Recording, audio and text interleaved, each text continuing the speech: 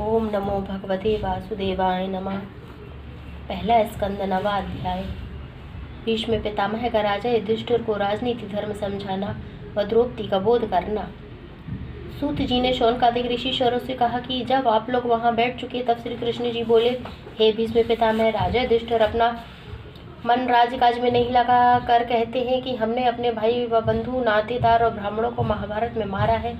जब तक इन सब पापों से हमारा उद्धार न होगा तब तक राज्य नहीं करेंगे। भीष्म पितामह ने यह वचन सुनते ही राज्य धर्म और आप श्रद्ध धर्म और दान धर्म, मोक्ष धर्म, जिसका हाल शांति पूर्व और अनुशासन पर्व महाभारत की पोथी में विस्तार पूर्वक लिखा है। राजा युधिष्ठिर ने कहा, संक्षेप में यह ज्ञान बतलाया है कि हे राजन, तुमको बाल्यावस्था से दुख प्राप्त हुआ। लड़कपन में तुम्हारे पिता मर गए, जब तब तुमको कुछ ज्ञान न था। कौरवों ने तुम्हारे जलाने का उपाय किया। भीमसेन तुम्हारे भाई के खाने के वास्ते विष का लड्डू बनाकर भेजा।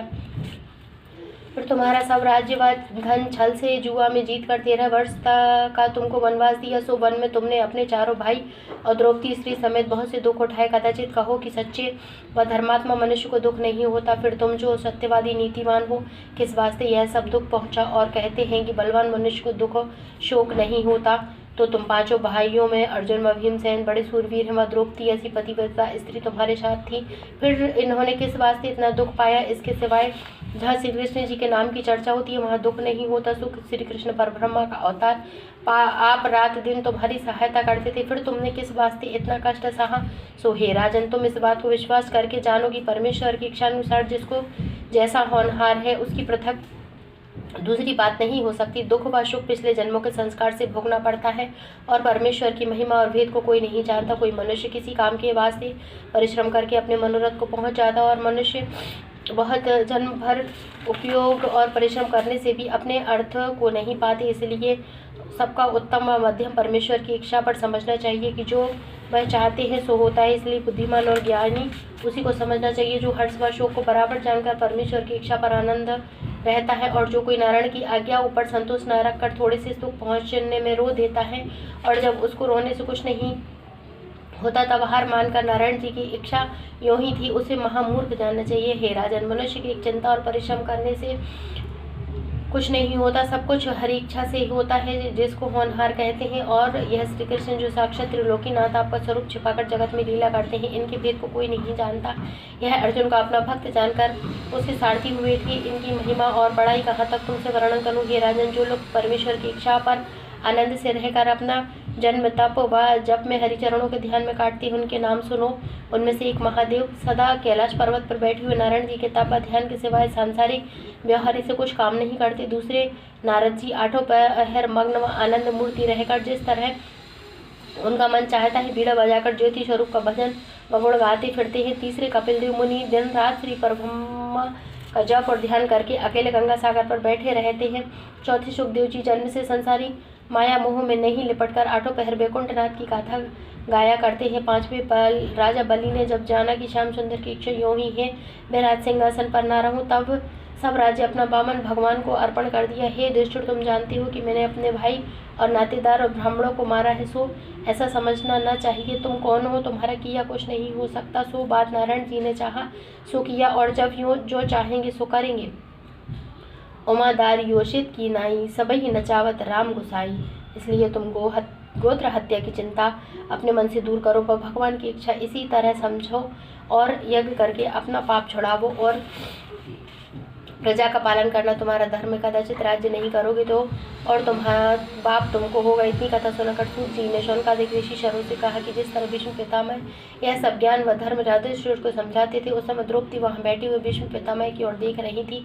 जब उन्होंने सब धर्म कहते हुए यह बात भी कही कि जिस सभा में धर्म का जानने वाला मनुष्य बैठा हुआ उस जगह दूसरा कोई अधर्म की राह कुछ पाप करने की इच्छा करे तो धर्मात्मा मनुष्य को उचित है कि दूसरे पाप को करने से वर्जी देवे। कदाचित वह मना करने की सामर्थ्य न रखता हो तो वहां से उठ जावे और परमेश्वर का ध्यान करें। यह भीष्म पितामह का वचन सुनते ही द्रौपदी ने राजा युधिष्ठिर पर अर्जुन को और देख पहले मुस्कुरा दिया व फिर मन में लज्जित होकर विचार किया कि देखो, राजा दुर्योधन की सभा में भीष्म पितामह के सामने अधर्म की राह मेरी यह दुर्दशा हुई और दुशासन ने मुझको नंगी करने के वास्ते मेरा चीर खींचा। राजा दुर्योधन ने मुझे अपनी जंघा पर बैठाने को वास्ते कहा। ऐसी दुर्दशा होने पर भी मेरा प्राण नहीं निकला। वहाँ मैं अपना मुख लोगों को दिखा लाती हूँ, ऐसे जीने से मर जाती तो उत्तम था। जब यह समझकर द्रौपदी बहुत उदास और मन में अपने जीने का एक धिक्कार करने लगी, तब भीष्म पितामह ने द्रौपदी का मुख मलिन देखते ही उसके हृदय की बात अपने ज्ञान से जानकर कहा, बेटी तुम अपने मन में कुछ सोच मत करो। यह सब धिक्कार मेरे ऊपर है। किस कारण की जिस समय यह सब अधर्म मेरे ऊपर हुआ उस समय मैं भी वहाँ बैठा था। जो मैं दुर्योधन को इस अनीति से मना करना चाहता तो उसकी सामर्थ्य नहीं थी, सो ऐसा अधर्म तेरे ऊपर करता, पर उस समय मेरे मन में यह ज्ञान नहीं आया। इससे बेटी तुम निश्चय जानो कि श्याम सुंदर की इच्छा इसी तरह पर थी। सो बात वह जानते हैं सो होती है। उनकी इच्छा में किसी की बुद्धि काम नहीं करती। इसका एक कारण और सुनो।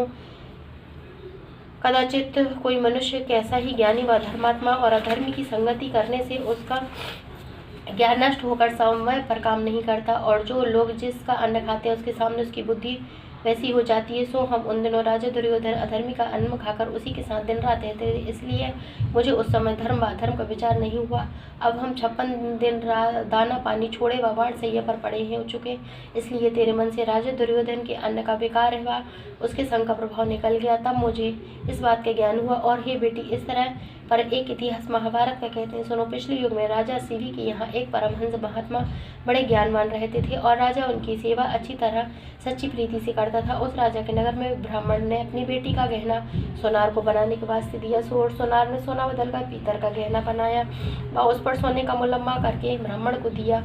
वह ब्राह्मण ने बिना जांचे वह गहना सोनार से लेकर अपनी बेटी को पहनाया। जब वह लड़की उसे पहनकर ससुराल में गई, तब उसके पति ने पीतल का गहना देखकर मन में खेद माना और उसे अपने घर में न रखकर ब्राह्मण के स्थान पर विदा कर दिया। वह फिर अपने यहाँ नहीं बुलाया। जब उस ब्राह्मण की बहुत उदास होकर राजा के पास नालिश किया, तब राजा शिवी ने सोनार का अपराध सत्य जानकर सब अन्न व धन उसका लूट अपने स्थान में भिजवा दिया। एक दिन राजा मंदिर में अपनी अन्न की रसोई तैयार हुई और उसमें परमहंस ने जो भी भोजन किया, इसलिए अधर्मी सोनार का अन्न खाने से परमहंस ने ऐसा विचार किया कि कुछ वस्तु राजा की चोरी करें। यह बात विचार कर परमहंस ने राजा का एक जड़ाऊ हार बहुत उत्तम महल के भीतर से उनको वहां जाने की वास्ते मनाही नहीं थी चुरा लिया और कपड़े में लपेटकर अपने पास रख लिया। वह 3 दिन तक परमहंस राजा मंदिर पर नहीं गए। जब उपवास करने से सोनार का अन्न पेट में नहीं रहा, तब परमहंस को ऐसा ज्ञान हुआ कि हमने हार चुराया है, इस पाप के बदले नरक भोगना पड़ेगा। इस वास्ते अपने अधर्म का दंड इसी तन में भोग कर लेना उचित है, उसमें परलोक का डर न रहे। परमहंस का यह बात जानकर वह हर राजा के पास ले गया। वह अपनी चोरी करने का हाल कहकर बोला, हे पृथ्वीराज, इस पाप के बदले मैंने दोनों हाथ कटवा डालिए, जिसमें हम अपने अधर्म का दंड इसी जन्म में भोग लेवे। यह वचन सुनते ही राजा ने उदास होकर पंडितों से पूछा कि इसका क्या कारण है। जो परमहंस का चित्त उस दिन ऐसा बदल गया कि उन्होंने हार चुराया और आज उस हार को मेरे पास लाकर ऐसी बात कहते हैं। ब्राह्मण ने अपनी विद्या से विचार कर कहा कि महाराज, जिस रोज परमहंस ने चोरी किया उस दिन किसी अधर्मी का अन्न खाया होगा। सो पूछने से राजा को मालूम हुआ कि उसी सोनार पापी का अन्न खाने से परमहंस की बुद्धि बदली हुई थी। सो हे द्रौपदी, एक दिन अधर्मी के अन्न खाने से परमहंस महात्मा का ऐसा ज्ञान जाता रहा कि उसने चोरी किया और मैं राजा दुर्योधन अधर्मी का सदा अन्न खाकर उसके साथ रहता था। मुझे उस समय इतना ज्ञान नहीं हुआ कि दुर्योधन के तेरे ऊपर अधर्म करने से मना करता तो कौन बड़ी बात थी। इति श्री प्रथम स्कंद 9वां अध्याय समाप्त।